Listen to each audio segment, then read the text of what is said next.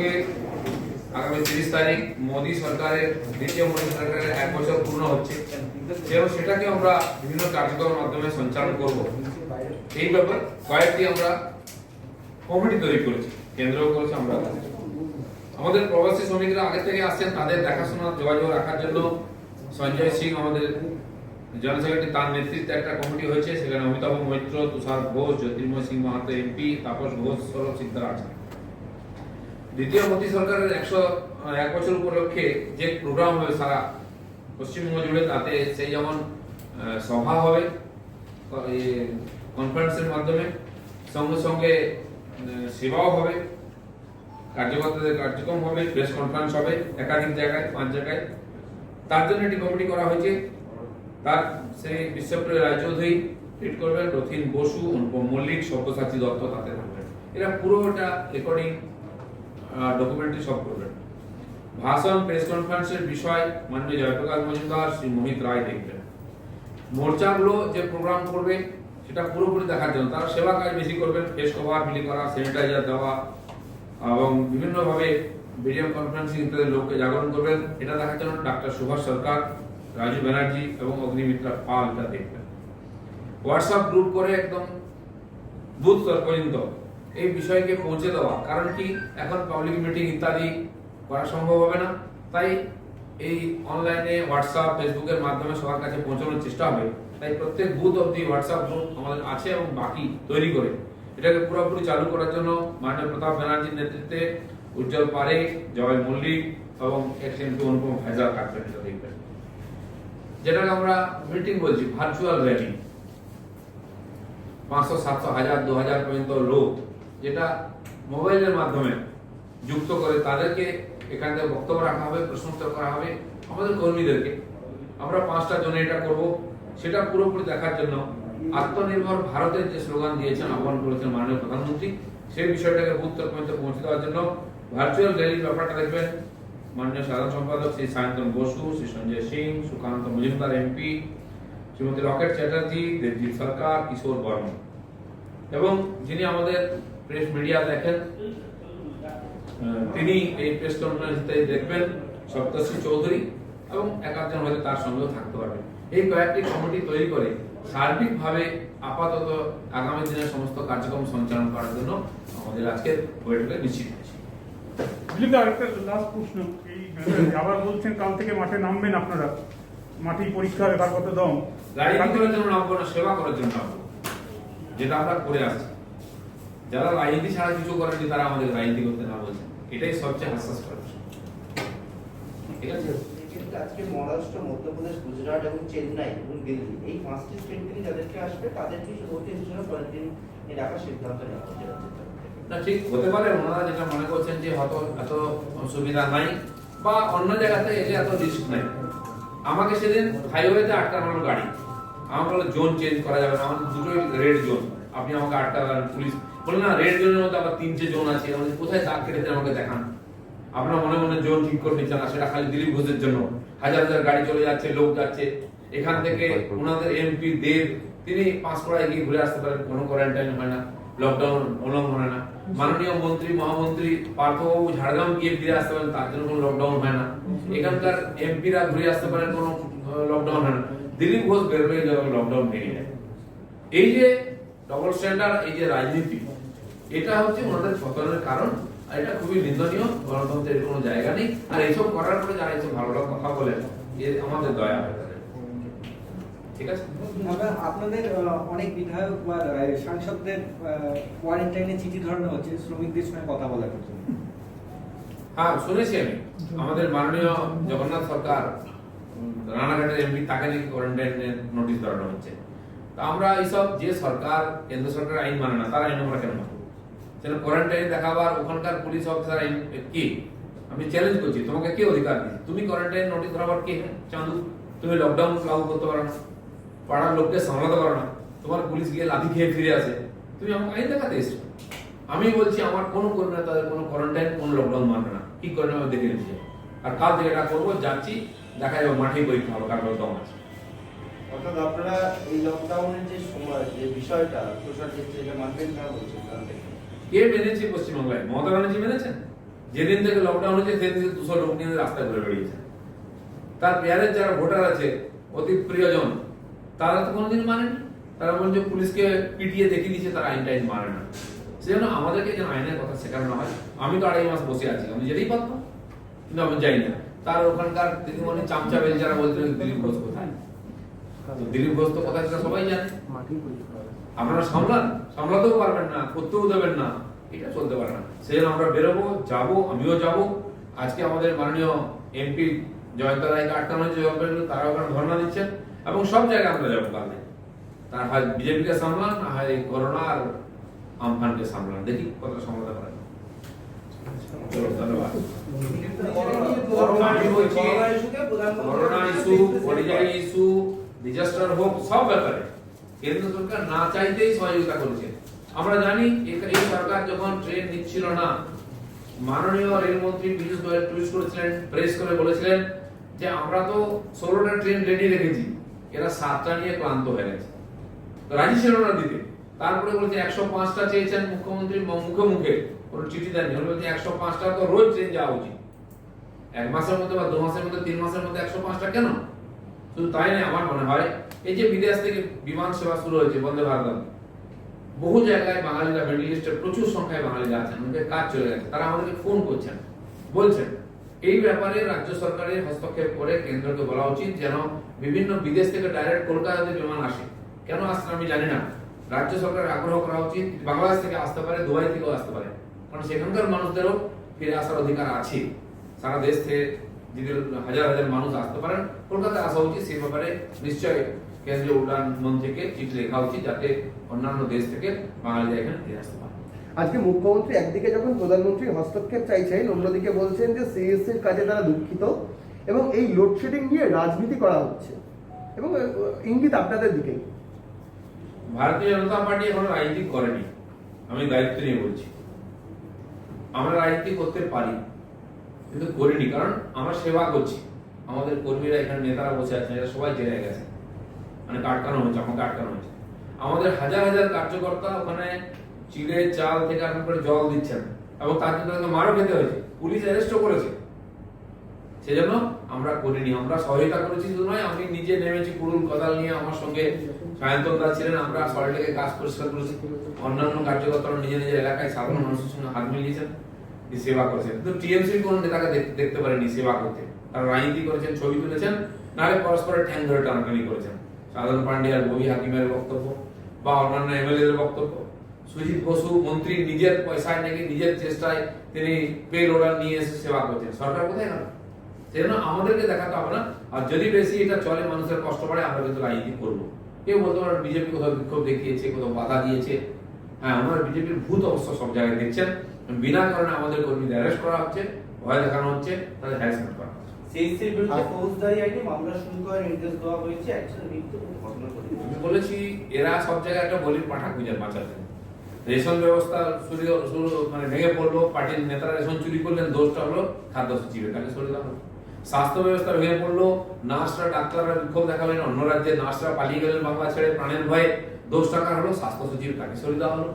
কলকাতা কর্পোরেশনের পিছনে দরজা দিয়ে বাসি মেয়রকে বসিয়ে দেওয়া হলো, লুট শুরু হলো, তাও কাঠ বাঁশ সরানো গেল না, বিদ্যুৎ নেই, জল নেই, 10 টাকা হলো। এখানকার কর্পোরেশনের যিনি কমিশনার ছিলেন, তাকে সরিয়ে দেওয়া হলো। আর একটা, এই যে এতদিন চলছে মানুষের ক্ষোভ বিক্ষোভ সরাবার জন্য একটা বলির পাঠার দরকার ছিল, সেটা সিএসসি কে পাওয়া গেছে। সিএসসির কাছ থেকে টাকা নেবেন, সিএসসির যিনি মালিক, তাকে আপনি পদ্মভূষণ কি বঙ্গভূষণ পুরস্কার দেবেন, আপনার আঁকা মেচার ছবিটা তিনি 1 কোটি টাকা দিয়ে কিনবেন। আর কি কি বলবো, অনেক কিছু ঘটনা আছে। তাকে বিদেশে নিয়ে যাবেন সঙ্গে করে, তার আপনার প্রতিনিধি আপনার বিমানে যাবেন, এ ধরনের অনেক ঘটনা আছে। যেখানে আপনি সাবমিট করবেন, সেখানে তারা আলো করে বসে থাকবেন সামনে, আপনার সম্মান বাড়াবেন, ওজন বাড়াবেন। আর যখন ফাঁদে পড়েছেন, দায়টা তাদের ঘাড়ে চাপিয়ে দেবেন। সব না হবে সুবিধা। আর যখন হয়েছে, কাজের সময় কাজই, আর কাজ করালে কাজ। এই রাজনীতিটা মমতা ব্যানার্জি বহুদিন করছেন। পাশাপাশি আরেকটা বিষয়, এখানে তো সিএসসি কে বলি পাঠা করা হলো, রুরালের গ্রামের দিকে কি হবে? আমরা 7 দিন ধরে ফোনে কথা বলতে পারছি না জেলার সঙ্গে, সেখানে বিদ্যুৎ নাই, কোন চার্জ হচ্ছে না, লোক তো কষ্ট করতে পারেন, গ্রামের লোক, তারা জলের জন্য মারামারি করছেন না, তারা আলোর জন্য মারামারি করছেন না, একটু চাল ডালের জন্য, ত্রিপুরের জন্য বলছেন, সেটাও যায়নি। সেটা কি সিএসসির দোষ নাকি? সেখানকার আমি বলেছিলাম রাজ্যের ডিজাস্টার ম্যানেজমেন্ট মিনিস্টার আছেন, সেক্রেটারি, তারা কোথায়?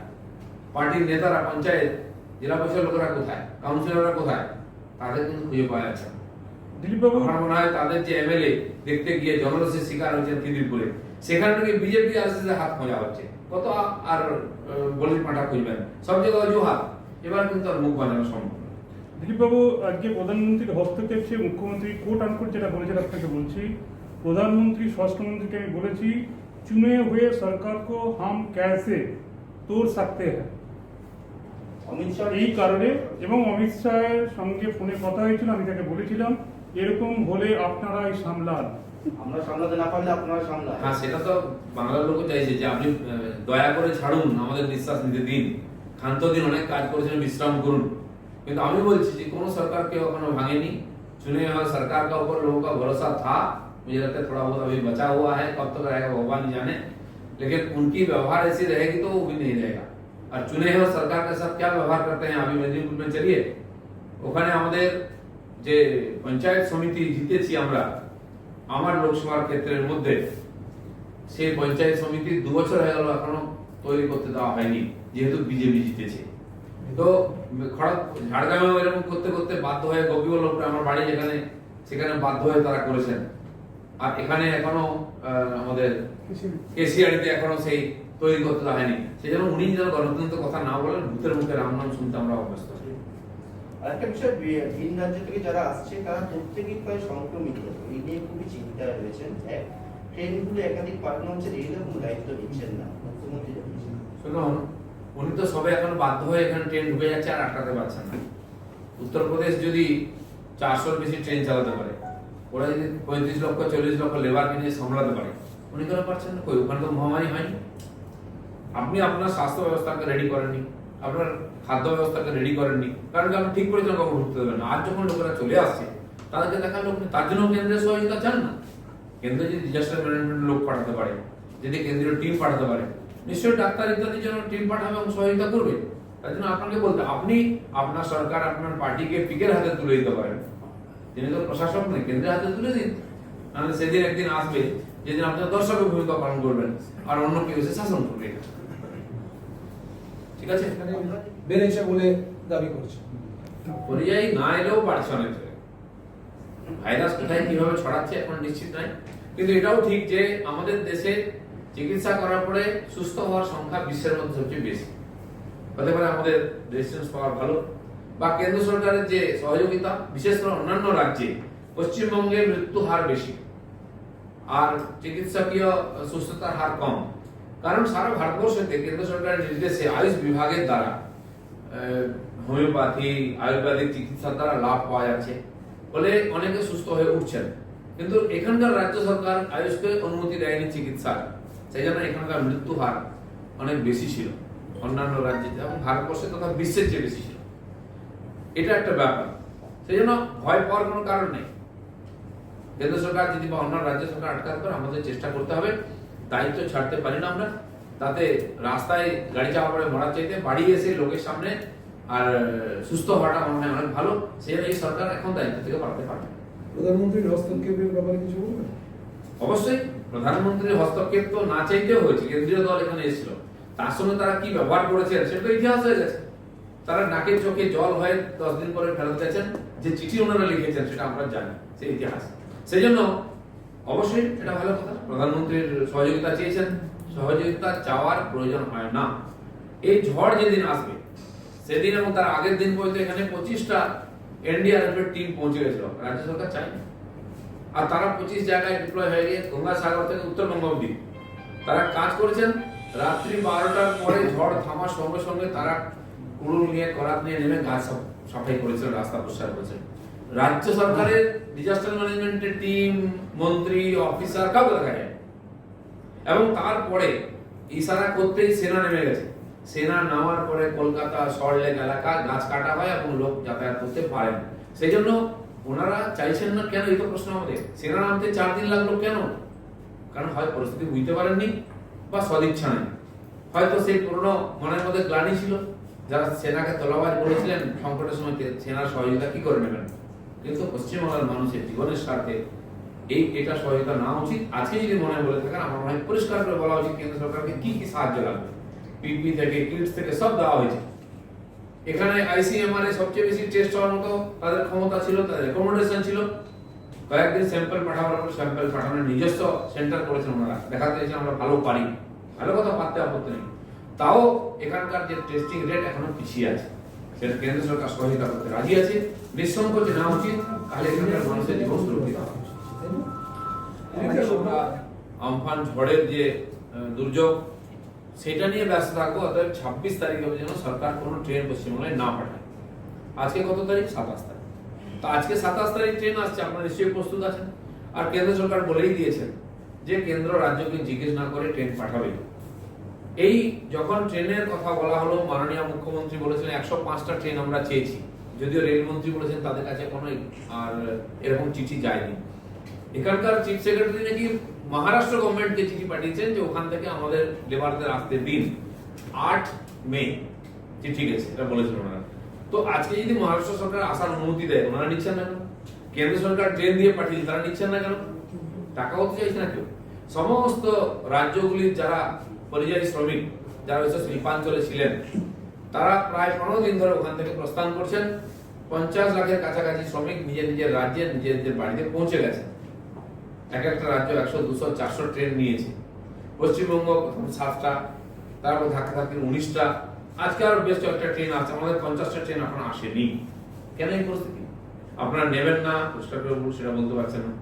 নিলে কি ব্যবস্থা হবে? কারণ নেবেন না ঠিক করে রেখেছেন, তাই তাদের জন্য কোনো চিকিৎসার ব্যবস্থা নেই, কোয়ারেন্টাইনের ব্যবস্থা নেই, তাদের খোঁজ খবর নেওয়ার ব্যবস্থা নেই।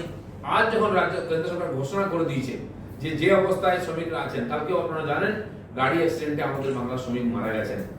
কারণ ট্রাক, বাস, হেঁটে যে যেভাবে পাচ্ছে পালিয়ে আসে। এই যে অপ্রীতিকর অবস্থা, রাস্তায় মারা যাচ্ছেন, অসুস্থ হচ্ছেন, তার দায় কে নেবে? তাই কেন্দ্র সরকার বাধ্য হয়েছেন তাদেরকে বাড়ি পৌঁছে দিতে। কারণ অন্যান্য রাজ্য সরকার তাদেরকে ফেরত নিয়েছেন।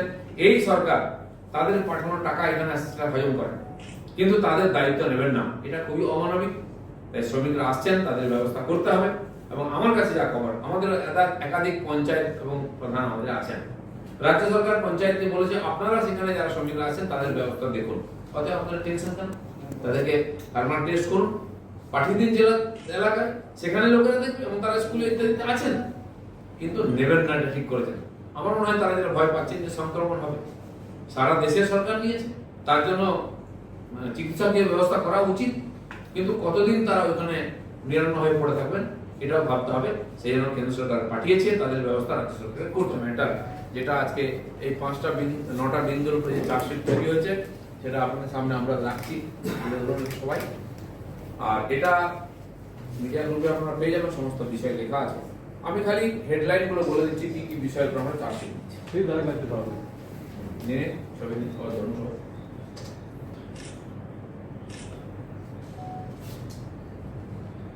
এখানে যে 9টা পয়েন্টে আমরা চার্জশিট দিচ্ছি, তার প্রথম হচ্ছে করোনা সংকট, স্বাস্থ্য সংকট, এ বিষয়ে মমতা ব্যানার্জি ডাকে।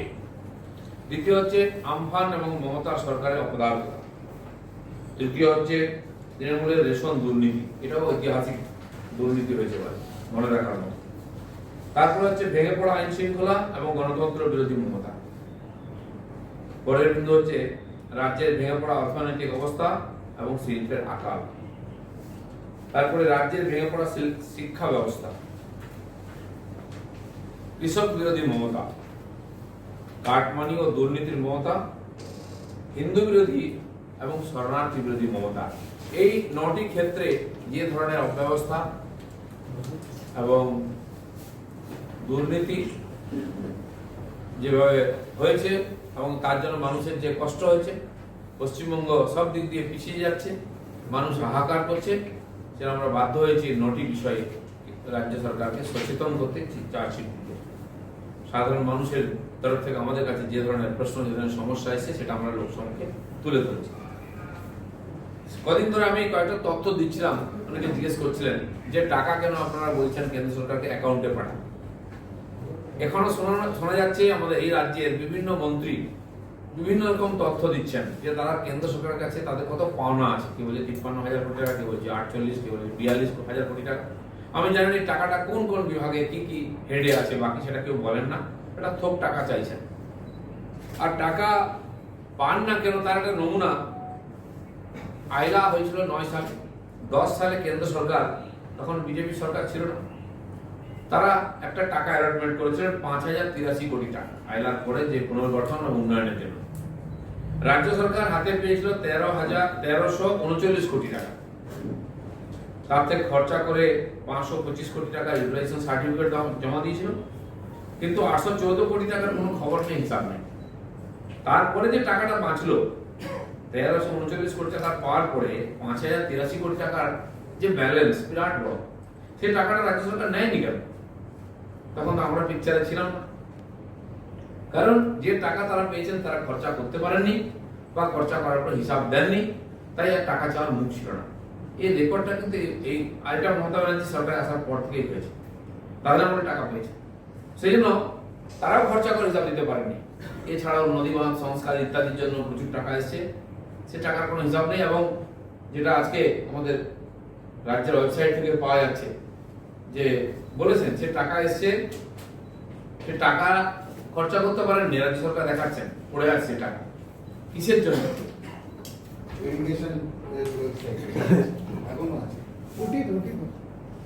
ওই ইরিগেশনের জন্য যে ছিল সেই টাকা 5032 কোটি টাকা এখনো পড়ে আছে, সেটা তারা স্বীকারও করেছে, এটা আমরা বানিয়ে বলছি না।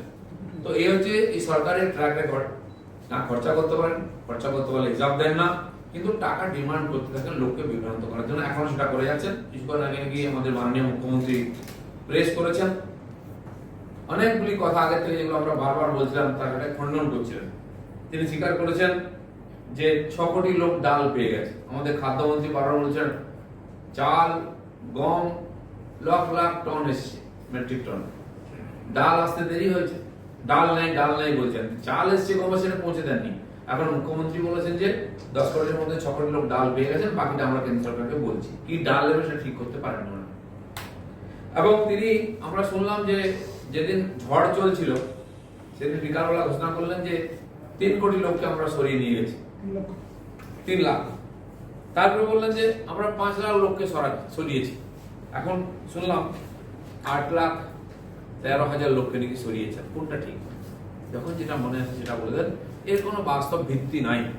সেজন্য সরকার কেবল ধোকা দিয়ে চলছে, কেবল লোককে ভুল বোঝাচ্ছে, আর মানুষ এক সপ্তাহ পরেও হাহাকার করছেন জলের জন্য, বিদ্যুতের জন্য, ফোনের যোগাযোগ নাই, স্নান করতে পারছে না, খেতে পারছে না, পাড়ায় পাড়ায় বিক্ষোভ চলছে। আর সিএস এর ঘাড়ে চাপিয়ে দিচ্ছেন সমস্ত দোষটা, নিজেরা বাঁচতে চাইছেন। আর তার পরিণাম কি হয়েছে? তারা যে মিথ্যা বলছেন তার পার্টির লোকেরাও সেটা স্বীকার করছেন। মন্ত্রীদের মধ্যে ঝগড়া, এমএলএদের মধ্যে ঝগড়া, নিজেদের মধ্যে মতান্তর, এই অবস্থায় পৌঁছে। কারণ তাদের সাধারণ কর্মীদের, এমএলএদেরকে সাধারণ মানুষের সামনে দাঁড়াতে হচ্ছে, জবাব দিতে হচ্ছে, জবাব দেওয়ার মতো তাদের কিছু নাই। সরকারের কাছ থেকে যোগ্য জবাব পাচ্ছেন না, মানুষের কাছে তাদের কাছে অপ্রীতিকর অবস্থা করতে হচ্ছে। এই বর্তমান পরিস্থিতি, তাই আজকে আমরা এই দিনটাকে বেছে নিচ্ছি সরকারের ভুলটা ধরিয়ে দিয়ে মানুষের যে দুঃখ কষ্ট সেটা সামনে তুলে ধরার। এই কয়েকটা কথা আমরা বলাচ্ছি, আপনারা জিজ্ঞেস করার করতে। দিলীপদা, পরিযায়ী শ্রমিক নিয়ে মুখ্যমন্ত্রী বলেছেন যে রাজ্যকে না জানিয়ে মুহূর্ত ট্রেন পাঠানো হচ্ছে, আমরা আগে থেকে জানলে কোয়ারেন্টাইনের ব্যবস্থা করতাম, করিনি, করেছে টাস্কফোর্স, প্রধানমন্ত্রীর হস্তক্ষেপ চেয়েছেন। পশ্চিমবঙ্গের যে সরকার চলছে তার একটি বিশেষ দিন। প্রথম পরিবর্তনের 5 বছর পার করে মমতা সরকার প্রত্যাবর্তনের 4 বছর পার করে 9 বছর পার করে দিলেন 27শে মে। মাইলস্টোন, আর 1 বছর আছে। কিন্তু এই যে 9 বছর পশ্চিমবঙ্গের মানুষ কি কষ্টে কাটিয়েছেন, আর তার যে পরিণতি আজকে আমরা দেখতে পাচ্ছি, 9 বছরের মধ্যে সরকারের হাড় মাংস সব আলাদা হয়ে গেছে। এবং যেটুকু বাকি ছিল করোনা ভাইরাসের আক্রমণ এবং আমফান ঝড়ের আক্রমণেতে সার্বিকভাবে জর্জর অবস্থা হয়ে গেছে। যে সময় সরকারকে সমস্ত শক্তি সামর্থ্য লাগিয়ে এই ঝড় থেকে লোককে পরিত্রাণ করা, করোনাকে আটকানো বা পরিযায়ী শ্রমিকদের নিয়ে এসে তাদের পুনঃস্থাপন করার চেষ্টা করা উচিত, তখন এই সরকার কিন্তু কেবল রাজনীতি করতে গিয়ে সমস্ত প্রশাসনকে, পুলিশকে ভারতীয় জনতা পার্টির কর্মীদের পিছনে লাগিয়ে রেখেছে।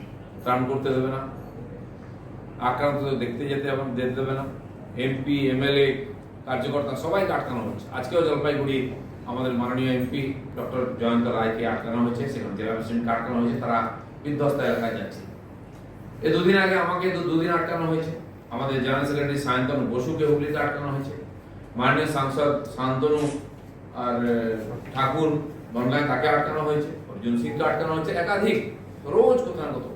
এবং আজকে কমপক্ষে 3-4 জায়গায় বিজেপি কর্মীদেরকে মারা হয়েছে এবং অনেকে হসপিটালেও ভর্তি আছে। ত্রাণ বিলি করতে গিয়ে মার খেতে হচ্ছে আমাদের। বুলবুলের আমরা দেখেছিলাম আমাদের দুজন কেন্দ্রীয় মন্ত্রী মাননীয় বাবুল সুপ্রিয়, মাননীয় দেবশ্রী চৌধুরী যখন ত্রাণ নিয়ে যাচ্ছিলেন সেই বিধ্বস্ত এলাকায় সুন্দরবনে, তাদেরকে জেটি থেকে আটকানো হয়েছে, নামতে দেওয়া হয়নি, লোক নিয়ে এসে ধাক্কাধাক্কি করা হয়েছে পর্যন্ত। তো পরিস্থিতি যাই হোক না কেন, মমতা ব্যানার্জি এবং তার পার্টি রাজনীতি করবে। তাই এই ভয়ঙ্কর পরিস্থিতিতে সাধারণ মানুষের দুঃখকে তো আমরা লাঘব করতে পারছি না, তাদের সঙ্গে আছি, সহযোগিতা করছি আমাদের সামর্থ্য মতো, তাতেও ব্যবধান করা হচ্ছে। আর তাই এই পরিস্থিতি সরকারকে দেওয়ার মতো কিছু নাই, আমরা ধিক্কার জানাচ্ছি।